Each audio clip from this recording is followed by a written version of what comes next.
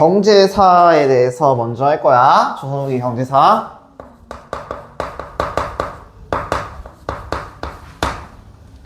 조선 후기고 첫 번째가 이제 경제야.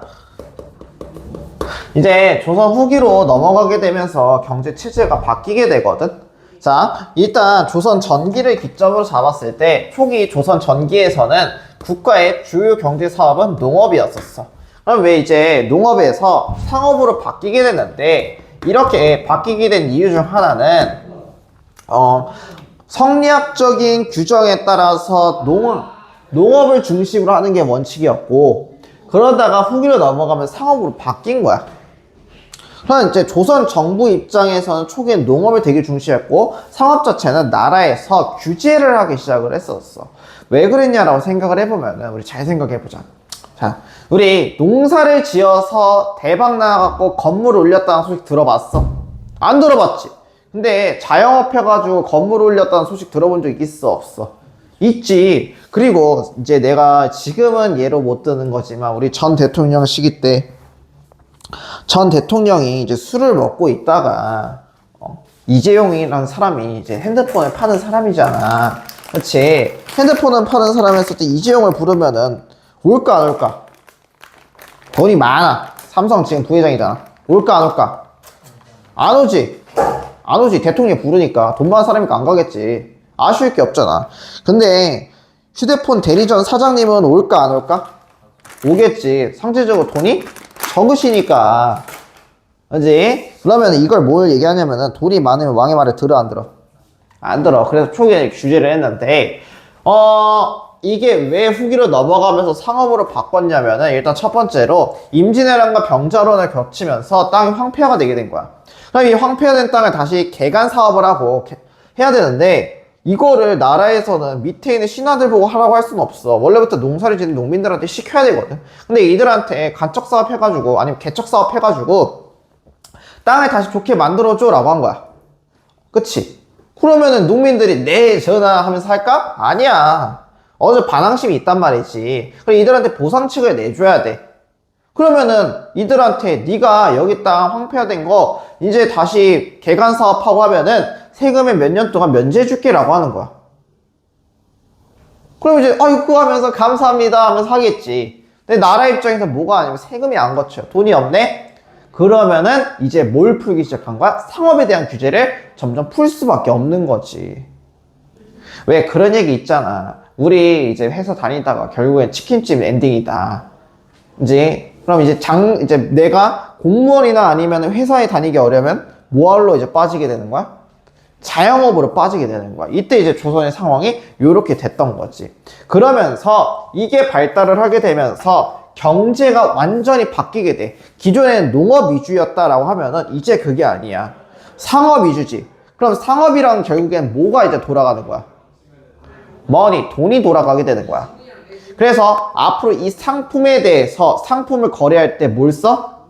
화폐를 쓰지. 그래서 이 조선 후기에는 상업이 발달하게 되면서 상품 화폐 경제가 발달을 하게 되는 거야. 뭐가 발달하게 된다고? 그렇지. 상품 화폐 경제가 발달을 하게 되는 요런 시대가 오게 된다라고 보면 돼. 그러면은 이러한 경제가 발달하면서 농법도 많이 바뀌게 됐었어. 일단 농업 같은 경우는 당시에 모내기법이 유행을 하게 돼. 뭐가 유행한다고? 모내기법인데, 이 모내기법이 유행을 하게 되면서 자연스럽게 농업 생산량이 증가를 하게 되는 거야. 농업 생산량은 증가를 하게 되는데, 당시에 노동력은 절감을 하게 되네. 와, 그럼 효율성 미친 거 아니야? 그러니까 기존에는 요만큼의 땅을 경작하고 농사를 짓는데 3사람이 필요해. 근데 이제는 이거보다 더 면적이 넓은 이 땅을 경작하는데 한 사람만 필요해지게 되는 거야. 왜 그랬냐면 기존에는 막 뿌렸었어. 씨를 막 뿌려고 자라서 잡초 뜯고 이랬거든. 이젠 그러지 않고 이제 벽시에다가 미리 심어 놓은 다음에 그거를 톡톡톡톡 하고 놓기만 하면 되는 거야. 이게 모내기법인 거지.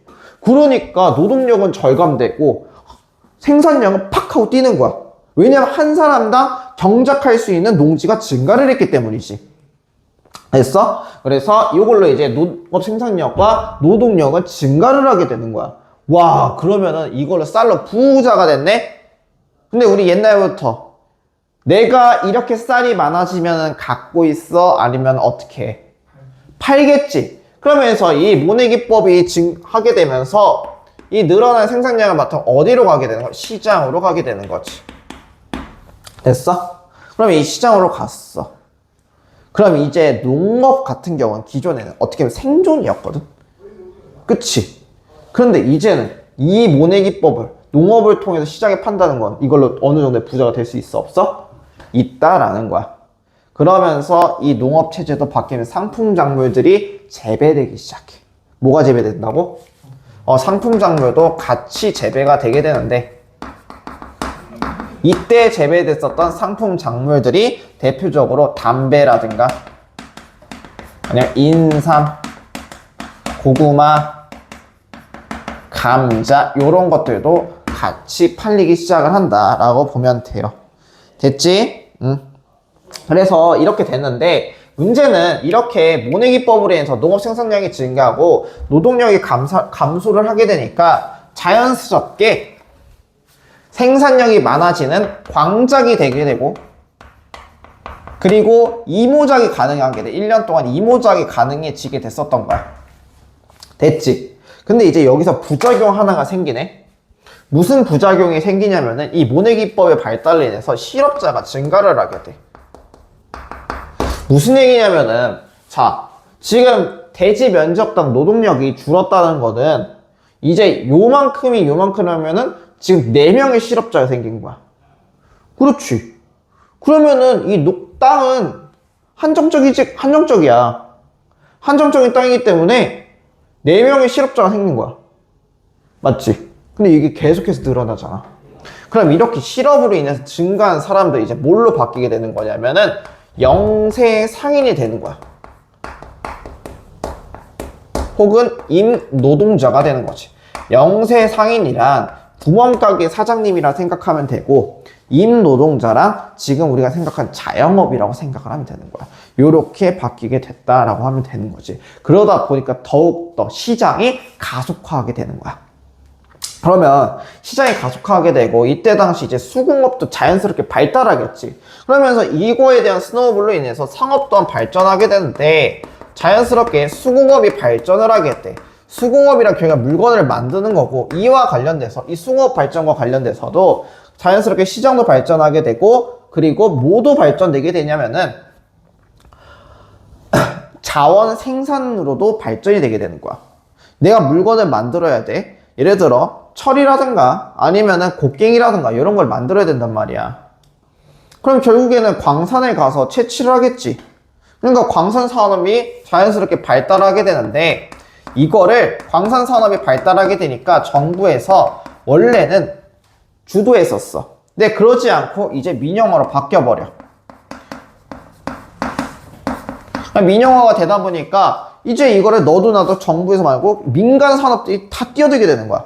근데 이 리스크가 있지. 왜냐하면 정부에서 계속 갖고 있었기 때문에 이 광산 전문가가 없는 거야. 그러니 돈 있는 사람들은 광산 전문가를 고용을 하고 이들한테 일부 금액을 줘서 맡겨서 자기가 수익을 다 가져가는 형태로 보여주게 되는 거야. 그래서 그렇게 왔었던 광산 전문가들을 뭐라 그래요? 덕대라고 해. 그래서 덕대가 등장을 하게 된다 라는 거.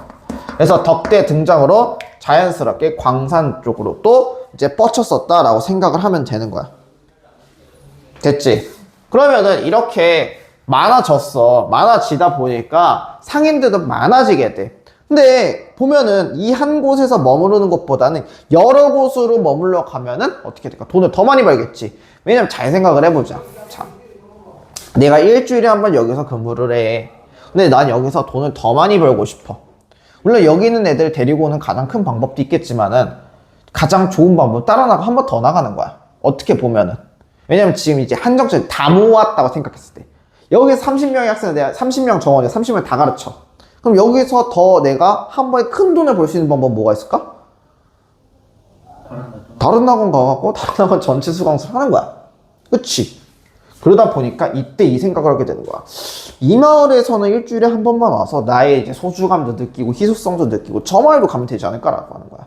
왜냐면 시장이라는 게 이때 당시에는 크게 한번 형성이 됐고 이제 유지가 되진 않았었어. 5일장이 기본이었단 말이야. 5일장 기본이다 보니까 총 10일째 따다다닥 하면은 매일 근무를 하게 되는 거지. 이해됐어? 그래서 이때 당시에 옮겨 다니는 이 상업의 발전에서 사상이 등장을 하게 돼. 뭐가 등장한다고? 사상이 등장하게 되고 플러스적으로 공인도 같이 등장을 하게 되는 거야. 이 공인이 뭐냐면 우리 대동법 배웠지? 대동법으로 인해서 이제 각 지방의 특산물을 받지 않고 쌀이나 아니면 동전으로 받았어. 근데 왕실 입장에서 그걸 받아야 될 거란 말이야. 그래서 이걸 누굴 파견해? 공인을 파견을 하게 되는데 이 공인이 중앙의 관리도 있지만 이 사상도 파견을 하게 되는 거야. 그럼 이 대체 사상이 뭔데요? 지금의 옮겨다니면서 장사를 하는 사람들 보부상을 이렇게 얘기하는 거야. 이 보부상들은 옮겨다니다 보니까 그쪽 지리에 더 잘 알겠지. 그리고 약탈 당할 위험도 더 적겠지. 그래서 이 보부상이 사상들이 공인을 맡아서 행하는 경우도 있었다라고 생각을 하면 되는 거야. 이해됐어? 그래서 이렇게 됐다라는 거지. 그러다 보니까 그러면은 지금 이렇게 조선 초기에는 상을 맞은 이유가 돈을 많이 벌어서 왕한테 대들까봐 그랬지. 근데 이미 상을 발전하다 보니까 일반 백성들 중에서 돈이 많은 사람들이 생길까 안 생길까? 생기겠지. 그러면서 자연스럽게 신분제의 변동이 생겨요. 일단 이 신분제의 변동은 임진왜란과 그리고 병자호란의 영향도 있었어. 그 중에서 신분제 변동이 일어날 수 있었던 첫 번째 이유는 일단 납속책이라는 게 있어. 납속책이 뭐냐면은 자, 임진왜란의 병자호란 시기 때 내가 나라 입장에서는 식량이 없어. 그래서 이 식량을 지원해주는 천민이라든가 아니면은 좀 백성들 중에서도 식량 멱천이라 천민의 취급을 받고 있는 사람들이 있었어. 이들한테 역을 면제해주거나 아니면 신분 상승할 수 있는 기회를 줄게요 라고 했었던 게 납속책이야. 됐지? 그리고 이제 이 조선 후기로 넘어가게 되면서 양반계층들 중에서도 몰락한 양반들이 잔반들이 생기게 돼. 그러니까 이들은 먹고 살 길이 없다 보니까 지금 내가 갖고 있는 양반의 족보를 팔아가지고 이거를 먹고 살 수 있는 생계 유지를 할 수 있도록 만들어야겠다고 생각을 했던 거야. 그럼 이걸 누구한테 팔까? 돈이 많은데 양반의 신분이 아닌 일반 상민들한테 팔겠지. 그치? 그래서 그거에 대한 판 거를 공명첩이라고 불러. 뭐라 부른다고? 뭐라 부른다고? 건영아? 공명첩 너 왜 이렇게 집중을 못하냐? 설명이 어려워? 설명이 어려워? 그게 공원 들어갔는데 뭐라고 하는 공명첩.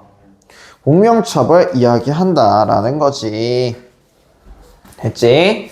자, 그래서 이런 것들이 있고 신분제가 변동이 되게 되면서 중인들도 자연스럽게 신분 상승 운동을 해달라고 얘기를 합니다.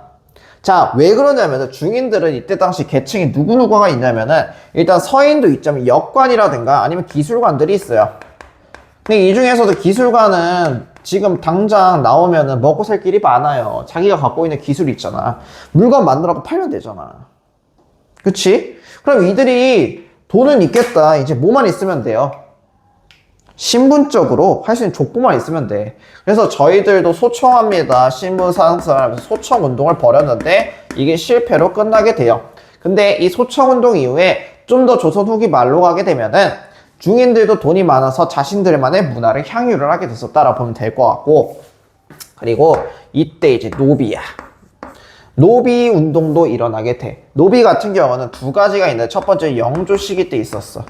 영조 시기 때는 노비종무법이라고 해서 어머니가 노비인 애들 기존에는 일천즉천이라고 해서 한 명이 천인이면은 어머니와 아버지 중 둘 중 한 명이 천인이면 자식도 무조건 천인이다 라는 게 일천즉천의 원리였었어. 근데 이제 영조 시기 때는 노비종무법을 실시하지, 아버지가 천인이라도 어머니가 양인이면 자식은 양인이 될 수 있다라는 거야. 이걸 실시한 이유가 일단은 자, 노비는 세금을 내 안 내? 안 내지. 그러다 보니까 세금을 안 내다 보니까 이제 문제가 하나 생겨요. 자, 모내기법이 발달해서 농민들이 돈을 많이 벌었어요. 상인들이 됐어요. 근데 그거는 일부겠지. 여기서 힘이 드는 애들, 상업도 어떻게 누구나 대박이 날 수는 없잖아. 그치? 그러니까 상인도 대박이 날 수 없다 보니까 누구는 어떻게 돼? 굶어 죽게 생겼어요. 이제 안 굶어 죽으려면 어떻게 해야 돼? 누군가의 노비로 들어가는 거야. 그러면 세금 낼 사람들이 줄어들잖아. 그래서 조선의 후기 말로 가면 기이한 구조가 나와요.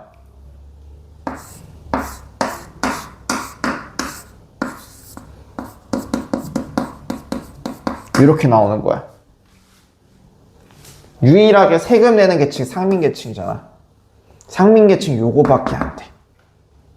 원래 가장 이상적인 건 요렇게 돼야겠지. 그래야 얘네가 얘 먹고 살는데 안 되잖아. 그러니 여기 있는 애들 위로 올려 보내주겠다 그 생각을 하게 된 거야. 그래서 노비종목법 실시하고, 그리고 순조 때는 공노비를 6만 6천여 명을 해방을 시켜요. 하지만 이것도 제대로 안 되겠대. 왜냐면은 평생 누구 밑에서 있었던 애들이잖아. 당장 사회에 나간다고 해서 먹고 살 길이 있어, 없어? 없지. 그러다 보니까 다시 노비가 되는 사람도 많았었어. 그래서 이런 식으로 노비 해방 운동도 일어나게 된다라고 보면 되는 거야. 됐지? 응. 그러면서 지금 세상이 어려워지다 보니까 사람들은 종교나 아니면 믿음으로써 구원을 얻고 싶은 거야. 그래서 새로운 사상이 유행을 하겠대. 그래서 사상의 유행. 자, 여기 헷갈리면 안 되는 게 뭐냐? 여기 사상이랑 여기 사상이랑 다르다잉? 여긴 장사하는 사람이고 이 사상은 생각을 얘기하는 거야. 알겠지? 근데 왜 이렇게 너 불만이 얼굴이냐? 왜? 졸린 거야? 졸리면 그때 졸렸을 땐 그거 하지 마. 내가 눈에 얘기하잖아. 나도 우리 교수님 수업 들을 때 이러고 듣는다니까. 근데 졸리면 이러고 들어. 이러고 자면 우리 교수님 혼나. 왜 어머니가 그거 했어? 안 된대? 아니 답장이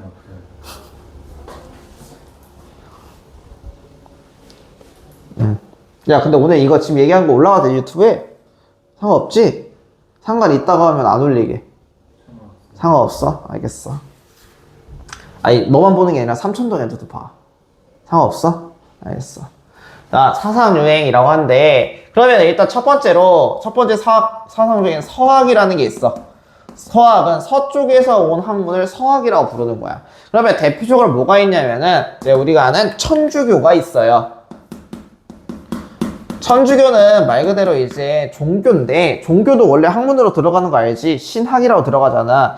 첫 번째 이제 천주교 들어왔을 때는 학문 쪽으로 들어왔거든? 근데 이게 이제 선교사들이랑 같이 들어오게 되면서, 지금 막 전주지방 돌아다니며 있어, 여기 손촌동에도. 신발 멋있어요. 나한테 맨날 그러더라고. 아유, 감사해요. 이런단 말이야. 출근길에 그래, 보면은.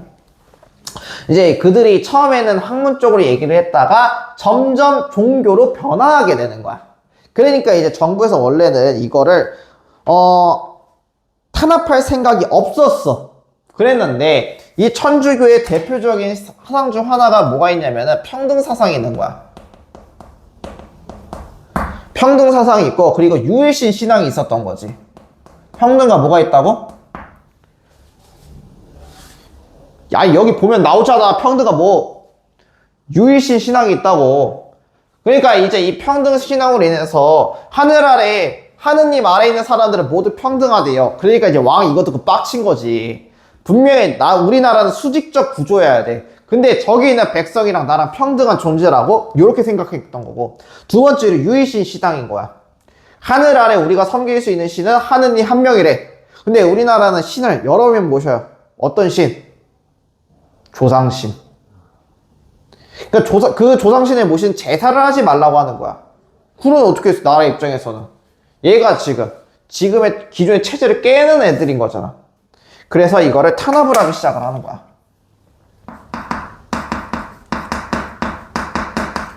됐어? 그래서 이거와 관련된 천주교 신자들을 다 잡아 죽이고 있었어. 아니면 사형을 하거나 이렇게 있었던 거야. 그리고 지금 제사를 안 하잖아. 이 유일신 신앙으로 제사를 안 하겠다라는 거는 성리학적 사상 중에서도 조상에 대한 충과, 그리고 효와 예를 다 안 하는 거야.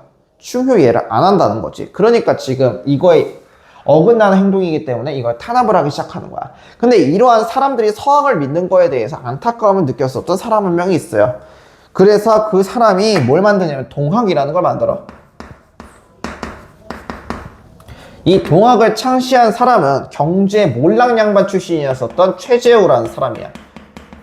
최재우가 얘기한 거지. 사람들이 얼마나 믿을 것이 없으면 저 서쪽에 있는 학문을 믿냐 라고 하면서 만든 게 동학이야. 이 동학은 유교, 불교, 천주교 막 이런 서학을 다 짬뽕해서 만든 게 동학인 거야. 그럼 이 동학의 가장 중요한 신앙 중 하나는 첫 번째가 인내천 사상인 거야.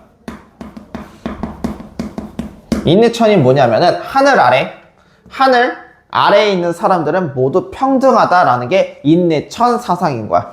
그리고 두 번째로 후천개벽 사상이 있어요. 자, 우리는 앞으로 모든 사람들이 평등해지는 세계가 올 거다. 그게 뒤쪽 세계인 거야. 뒤쪽 세계는 모든 하늘 아래에 있는 모든 사람들이 평등한 거야. 즉, 지금의 체제에서 바뀐 체제를 얘기하는 거지. 그래서 후천개벽 사상을 통해서 바뀐 세대에서 우리 만나자라고 이야기를 하는 거야. 그러면은 이 동학에서는 신이 누구냐면 시천주님인 거야. 요렇게 얘기를 한 거지. 그러면은 정부 입장에서는 어떻게 돼? 이걸 탄압을 해야 될 거냐? 근데 이걸 탄압을 하려고 보니까 너무 빨리 나오는 거야. 그래서 급하게 최저를 바로 죽여버려. 2단으로 규정하고. 왜냐면 삼남지방을 중심으로 확 퍼져버렸거든.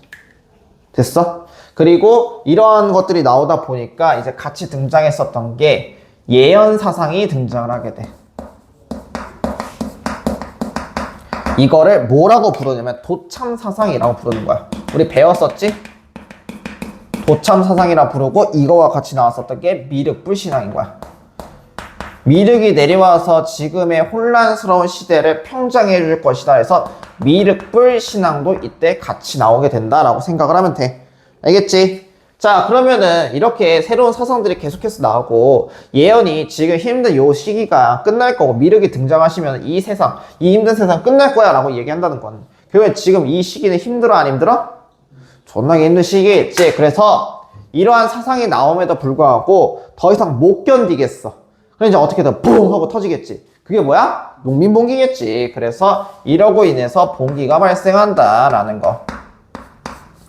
일단 봉기라고 하면은 첫 번째가 홍경래의 난이 있어요.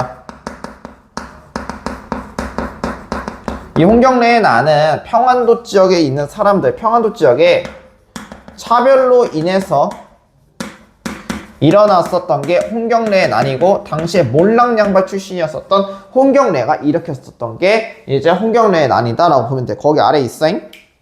그래서 우군칙득과 함께 일어나게 되고 평안도민에 대한 차별로 인해서 하게 됐고 이 그쪽 지역을 점령했는데 이게 5개월 만에 진압이 되게 돼요. 5개월 만에 진압이 됐다. 하지만 의 같은 경우는 이게 잘 생각해보면은 우리나라 민중의 특성은 스프링 같은 존재인 거야.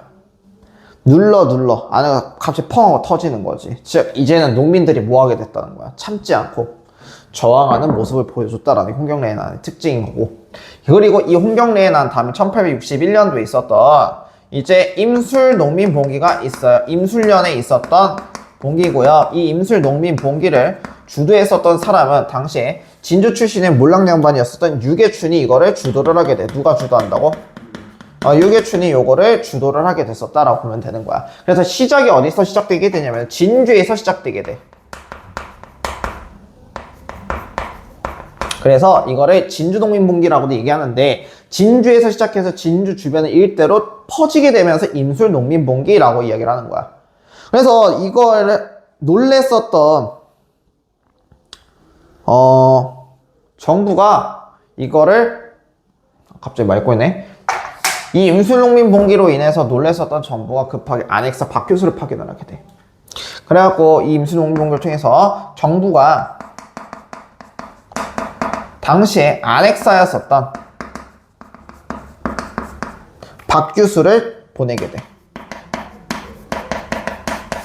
됐지? 그러니까 이제 박교수가 와갖고 이제 조사를 해보니까 이게 일어나게 된 이유 중 하나가 당시에 백낙신이라는 애가 있어요. 얘가 횡포를 부렸구나. 그럼 어떻게 횡포를 부렸는데 세금을 부르는 삼정, 조세, 군역, 그리고 요역에 관련돼서 얘네가 횡포를 부렸구나. 그럼 이거를 우리가 해결해 줄게 라고 하면서 삼정 이정청을 설치를 해서 삼정의 문란을 해결해 줄게 라고 했지만 이거는 성과는 그렇게 있지 않았다 라고 보면 돼. 그러면은 여기서 말하는 삼정이 뭐예요? 라고 하면은 우리가 역이라는 게 있어. 그치? 역이라고 있는데 그게 이제 조세, 공납, 역 이렇게 있어. 됐지? 이 조세는 뭐냐면은 뭐가 있을까? 전정으로 들어가. 토지와 관련된 거를 전정이라고 부르겠지. 그치? 그리고 공납에 그리고 나서 군정이라는 게 있어. 군정은 내가 영조 시기 때 균역법이 있었지. 군대 가기 싫으면 뭐가 있어? 뭐 내면 돼? 아니, 배 한 필만 내면 된다 했잖아. 그치? 이게 이제 군정이야. 근데 이거를 옆에 있는 사람들 것까지 물려버리게 되는 거야. 자, 그리고 환곡이라고 있어. 환곡은 춘대 추나의 원칙에서 진대법, 흑창, 의창이랑 똑같아. 이게 뭐야? 돈이 없는 봄에, 그러니까 쌀이 없는 봄에 쌀을 빌려주고 가을에 갚게 만든다는 거야. 이게 이제 이자가 적어요.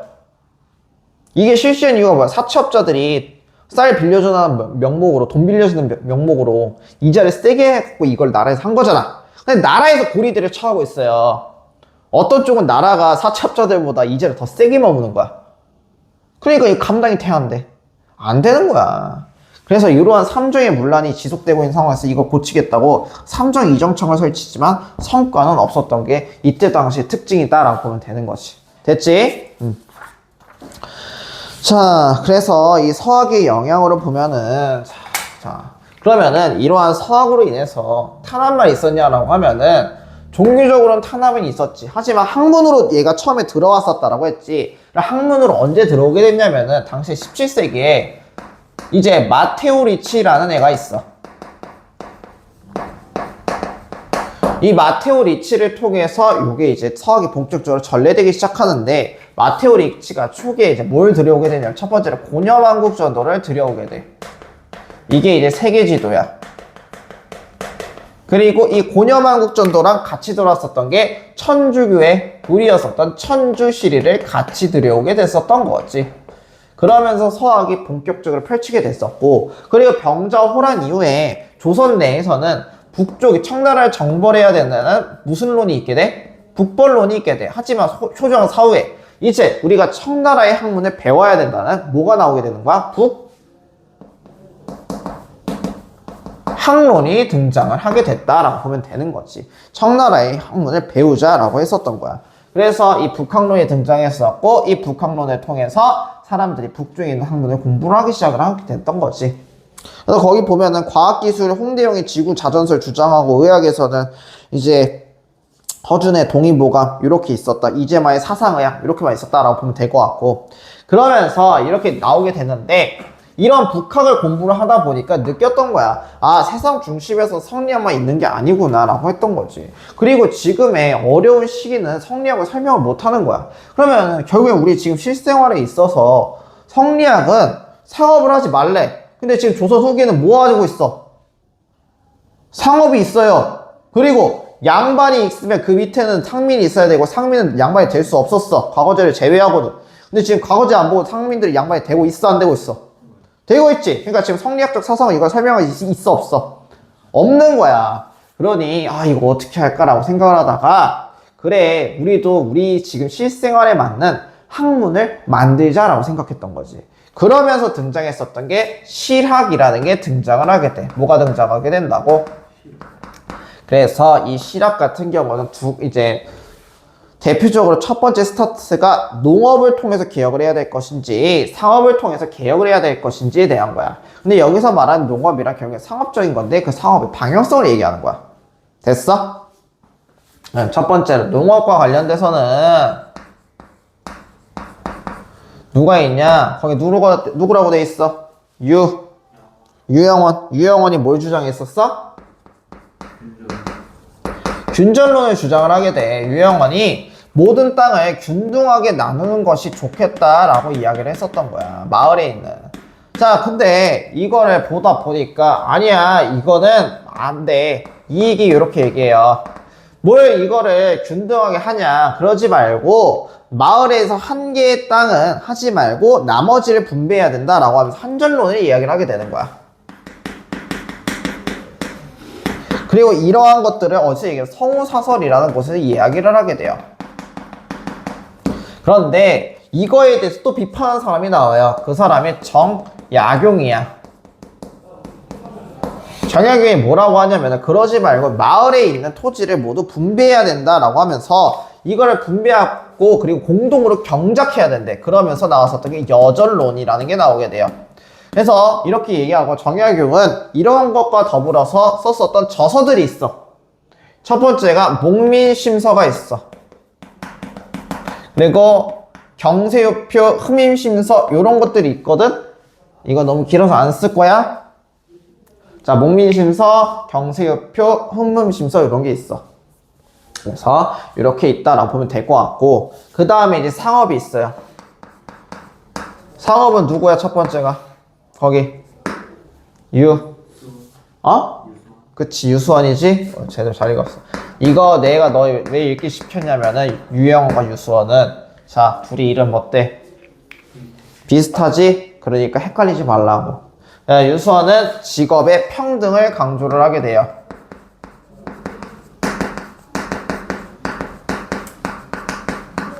다음 두 번째로는 누가 있어? 홍대용이 있지. 홍대용 씨. 이 홍대용 씨는 뭐라고 얘기했냐면은 거기 보면은 기술 혁신과 문벌 폐지를 주장을 하게 돼.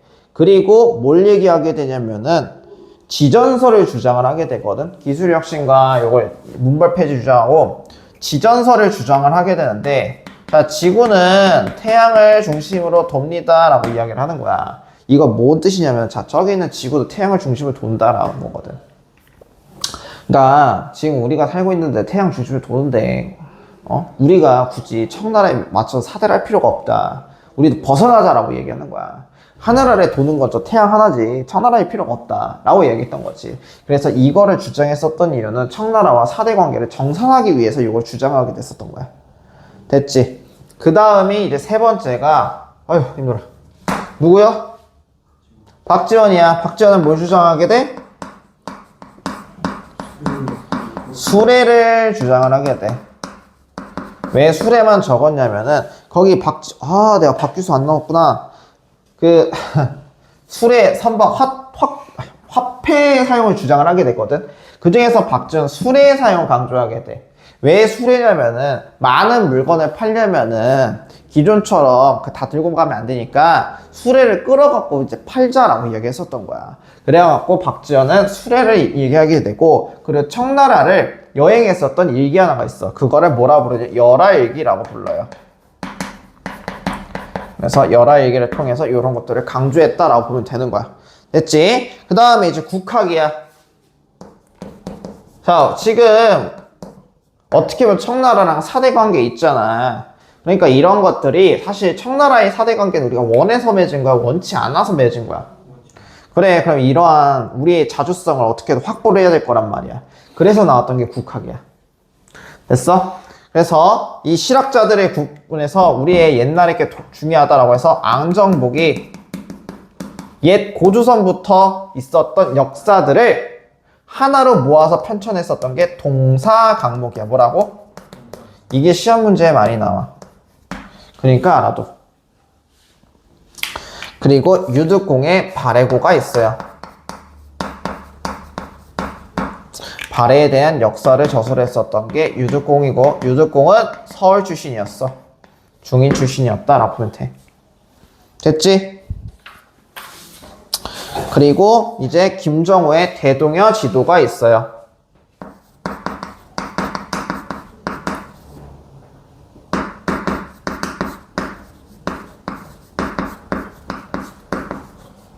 이렇게 보면 돼. 됐지? 아휴. 자, 그 다음에 이제 통신사랑 연행사야.